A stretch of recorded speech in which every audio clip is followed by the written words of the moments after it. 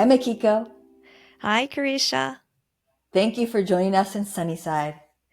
The fictional village where our episodes take place. If you'd like to contact us with questions, compliments, or concerns, please do so. We'll include a link in the show notes. Looking out at the fog, Jesse fidgets with his phone, hoping his ex-wife's message saying she'd call him in 5 minutes was accurate. Finally, Blair's name appears on the screen, and he hurriedly answers. Sorry, it's been crazy, Blair says. It's fine. I wanted to ask what you thought about Carene seeing this therapist the son of one of my friends has gone to. Jesse knows he's speaking too quickly. He takes a breath. She's a hypnotherapist, actually.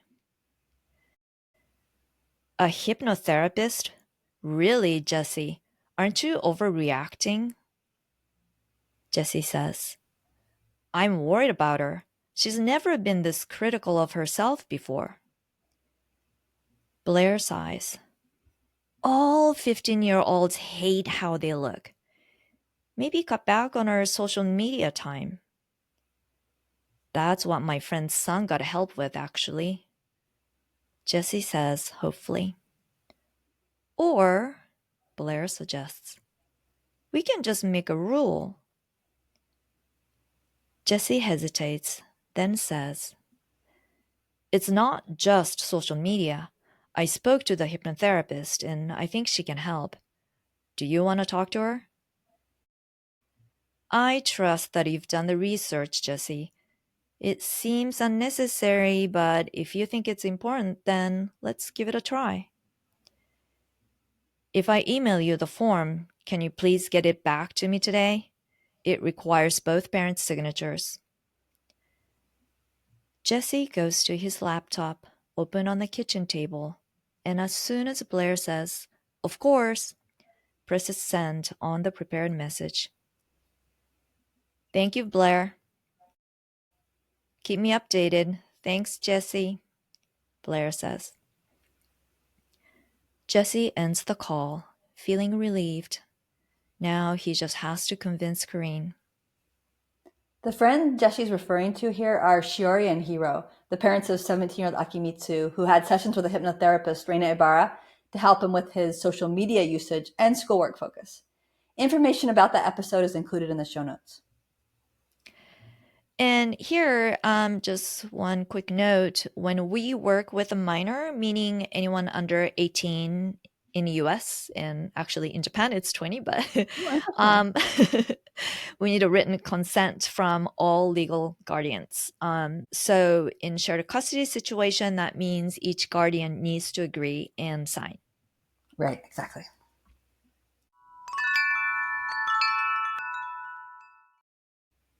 That evening during dinner, Jesse asks his daughter, you know how Akimitsu had some appointments with a hypnotherapist?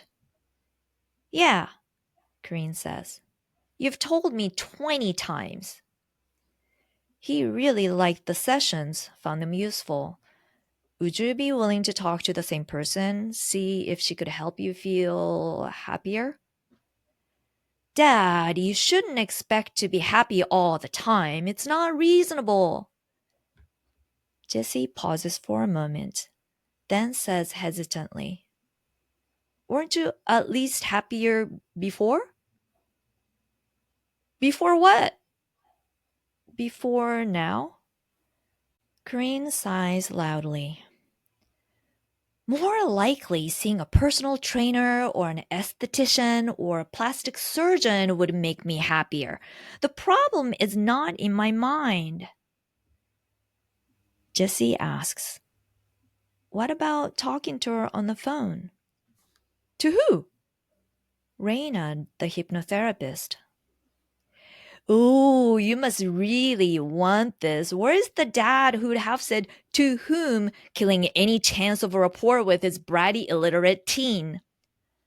Not bratty, I say sincerely, before realizing I have just increased rapport. Carene laughs. She can't tell me. I'll talk to her though. Just a quick mention. As with every topic we cover on this podcast, hypnosis isn't the only option. It's just the one we're basing our stories on since we are hypnotherapists. That's right.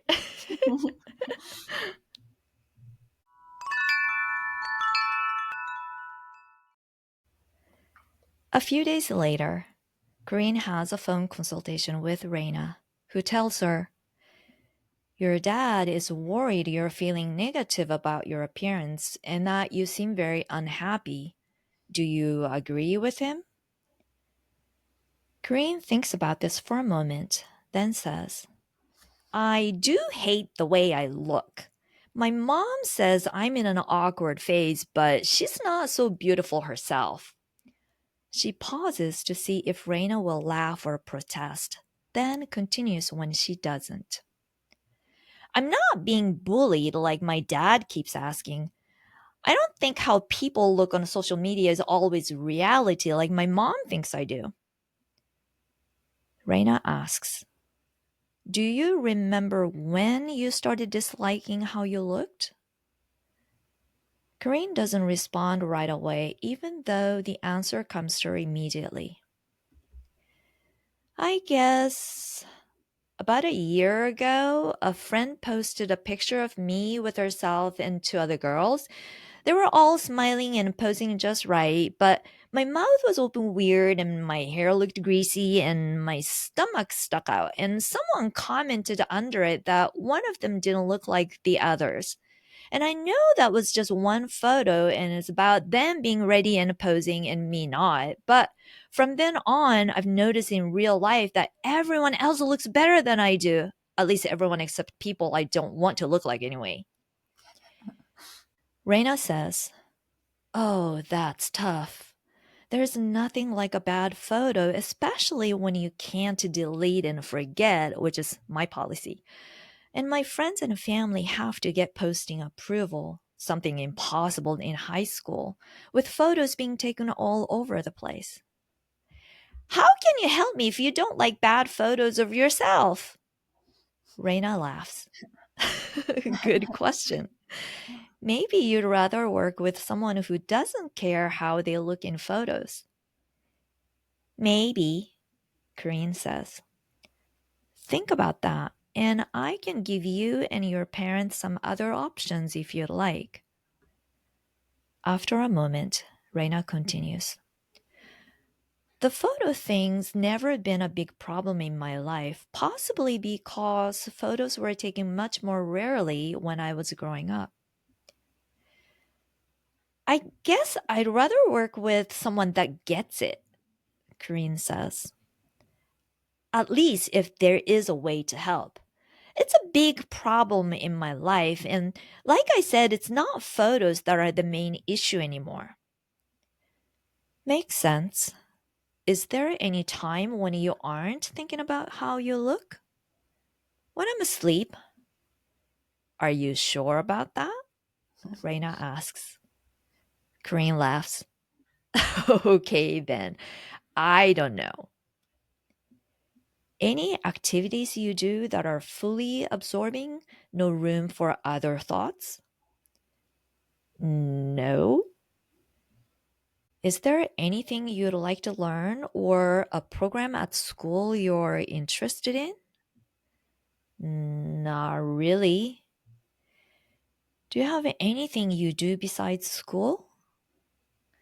Green sighs. Not that I like. Okay, try this. See if you can really push your imaginative skills for a minute. If you could wake up tomorrow and have your dream day, what would that look like?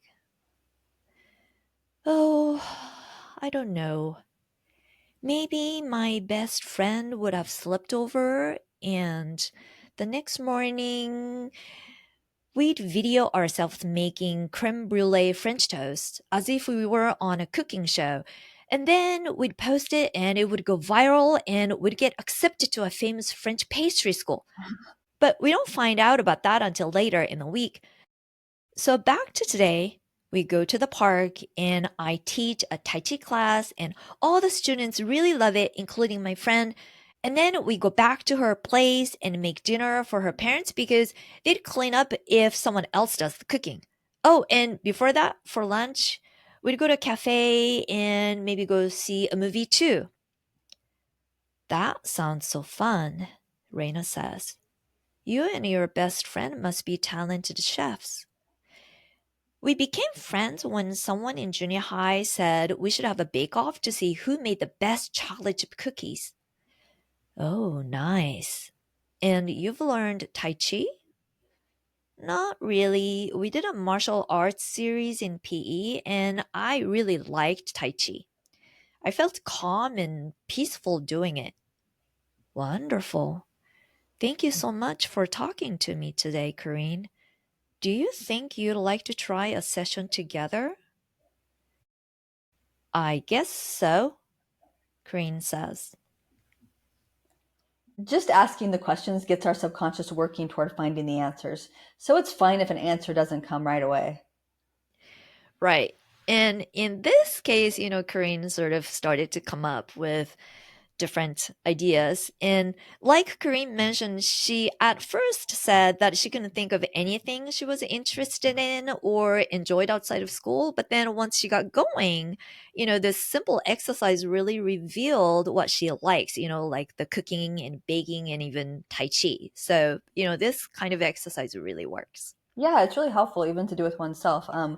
She sounded like she had nothing going on, like nothing she Hmm. like, because when we're in a negative place, that's how we feel. And Right. we've all been there. I've done Hmm. this too, when people have asked me, what's the good thing? And I immediately go to the bad thing instead Right. because Yeah. that's where I am at that moment.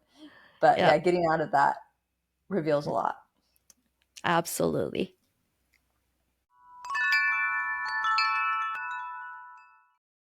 The next week, Corinne has her first session. At the beginning, when Reina asks how she's been doing, Corinne says, I feel really ugly today.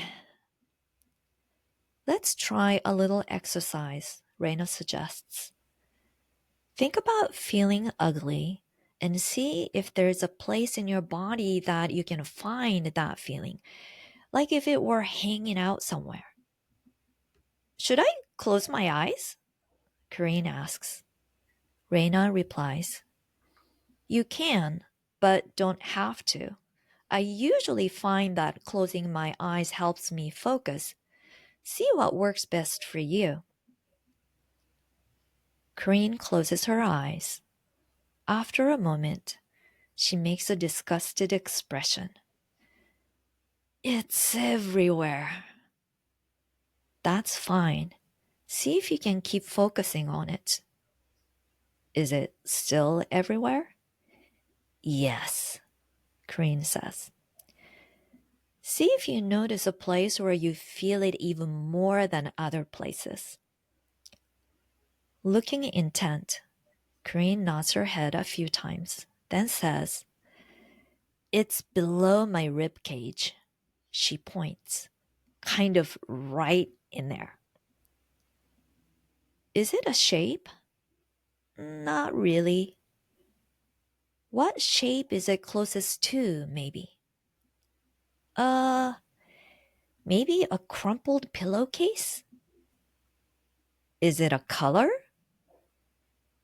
Kind of mustardy. Is there a color that feels like it could blow in and overpower and banish the mustard? Corinne laughs. Well, maybe like blue and pink swirling in together could banish it. Blue and pink swirls. Good. It's more like maroon. No, not maroon. Dark pink. Dark pink and icy blue. Reina says. Dark pink and icy blue swirling in to banish the mustard. Can you picture that? Yes, Corinne says. Is the mustard gone? Reina asks. Yes. How does it feel below your ribcage now? Just kind of lighter. Oh, and also much cooler. Very nice and cool. Great work. So, when you have that feeling, is this something you might do to banish it? Yes, if I remember. We'll reinforce it in hypnosis. And you can use it to change your state to something you like better.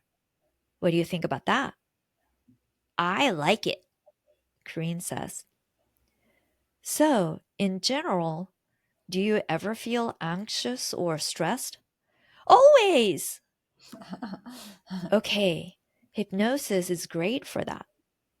Today, we're going to see how relaxed you can get. As we've mentioned in other episodes, our first sessions are foundational, finding out how people take in information Mhm. and getting them to a depth that they'll be able to reach quickly, very quickly in future sessions. That's the part we're not covering here. Right. And also, I want to mention that, kids are really great with these creative work. Um, with teenage clients, if they enjoy drawing, then I often ask them to draw their current state, how they're feeling in experiencing things in that moment. And then I have them draw how they would rather be or feel. And then we talk about the second drawing, like the emotions, the physical sensations, their expression, and then reinforce that desired state in hypnosis. And, the transformation can be really, truly amazing. So, Lois Lorback, the hypnotherapist I'm working with, the reason I went to her was because of this extreme fear of travel. I would call it a terror of travel I had for many years, 15 years, 10 to 15 years. And one of the first sessions where we worked on this fear of travel, she had me actually draw, visualize and draw. So it's not just for kids. Um, Draw what it was like, and then what I wanted to have happen to it, which she Mhm. then put into hypnosis. Uh-huh. And this was a massive thing. It really transformed my life. Yeah. It's definitely not just for kids. Personally, I cannot draw worth anything. So, And you don't need to be able to draw. That's the thing, you just have to sometimes just using your hand, the connection to the paper. But yeah, but I can't like freely. I really hesitate. The oh, hand, really? yeah, like my critical thinking will stop me from What about drawing. if you write with your non-dominant hand? That can be helpful Yeah, if you draw with it. that's yeah. That sometimes I do try. So it's definitely not just for kids. Yeah, but especially with kids, they just go really all the way, with their drawing. And it's just Right. really amazing to watch that creativity, unfolds. I just love, looking at those pictures, the images that they draw. It's just a And lot it's of so fun. much easier for them because they don't have that critical thinking come in like you have. Right. And I do Yeah. too. I do too when I'm supposed to be doing those kind of things. And of course, one of the reasons it works so well for kids is they just dive into it, unlike us, Mhm. the adults. And it really is better just to go at it, not to be perfectionist. So probably all adults have some kind of, hesitation, Yeah. whereas children just jump right into it. Right. Right. They're just so free and, Yes. go all the way in. It's a lot of fun. It's nice. At school, a few days later, Corinne's friends are all talking enviously about a girl in their math class whose TikTok dance video is getting a lot of attention. Corinne watches it with them as her friends make envious comments about wanting the girl's physique, her face, and her hair.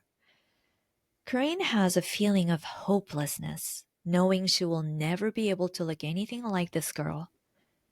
She focuses on the area below her ribcage and doesn't notice the mustard color so much here with her eyes open, but she starts to be able to imagine it, and then she sends the swirls of icy blue and dark pink toward the area, visualizing the blue and pink blasting the mustard out more violently than she had in her session. She's filled with the cool, relaxed feeling she felt in hypnosis, and she unconsciously takes a deep breath, filling her abdomen. The video is still being replayed, but now there's a calmness in her, as if the video really doesn't matter. At her second session, Carene says she has been able to banish the mustard a few times, but sometimes she still feels unhappy for reasons besides how she looks. Remember how you were telling me about baking with your best friend? Reina asks. Yeah. Take a moment to imagine now that you're doing that, baking with your best friend. Can you get the picture and feeling of doing that? Yes? Good. How are you feeling when you imagine that? Nice. Where do you notice that in your body? In my chest, I guess. Any colors this time? It's very glowy. A glowy bright green. Ah, a glowy bright green. Any sounds come up? No. Any smells? No. Oh, wait, vanilla. Yum, vanilla. A very relaxing scent, too. Okay, so we'll make an anchor with this, meaning something you can use anytime and it will get stronger the more you use it. You'll have two tools you can use whenever you'd like. How does that sound? Great, Green says. After the hypnosis part of the session, Reina says, you mentioned maybe teaching Tai Chi someday. Do you ever do it now that your class is over? I did it with online videos a couple of times. Wonderful. It wasn't the same though. Would you like to take classes if your parents were okay with it? I guess so. Well, if it sounds interesting, consider talking to them about it this week. I've never mentioned Tai Chi to them. They'll think it's just a passing thing, like when I wanted to do the soccer club or gymnastics. Even if you don't take classes forever, it can be helpful to have something physical to focus on. Yeah, I guess. Crane asks her dad if she can take Tai Chi classes. He's surprised and pleased, and when he researches the benefits, he's excited. But the local classes he finds have photos showing only adults. He calls and is told that while 15-year-olds are welcome, they currently only have older students in their classes. He asks Carene if she's okay with that, and she droops in disappointment, shaking her head. What if I go too? He asks. Like you'd learn Tai Chi? Why not? I could give it a try at least. It would be weird doing a class with only adults. It would be better than doing it with the little kids. The adults will think you're adorable supporting your old dad learning something new. Karine laughs, then thinks about it for a while. Okay, she says finally. I'll do it if you go too. At her next session, Reina asks how Karine has been feeling overall. I've been feeling less focused on how I look actually, Karine says. What have you been more focused on? Reina asks. Just doing stuff, I guess. What I'm good at or like to do. My main problem lately is hating to even start my geometry homework. It's torture. Can we work on that? Yes, we can, Reina says. And like we were talking about before, kids do tend to see change very quickly. And for the reasons we said earlier, they're just open, imaginative, and their critical thinking's less developed. So they're really fun to work with. Yep. And yeah, I totally resonate with Karine here. I never I never liked math, geometry and everything else. So I wish I had a hypnotherapy back then. In high school, in junior high and high school. Yeah, I totally get that. She doesn't even want to start her homework. Yeah, that was totally me. It's like geometry, like ignore it, you know. It doesn't exist. Thank you so much for joining us in Sunnyside. We would love it if you'd tell a friend about Rays of Light. And we'd like to thank High Street Jack for providing our theme song. Stories for Rays of Light are written by Karisha. Makiko created and maintains our website and is in charge of process management and post-production.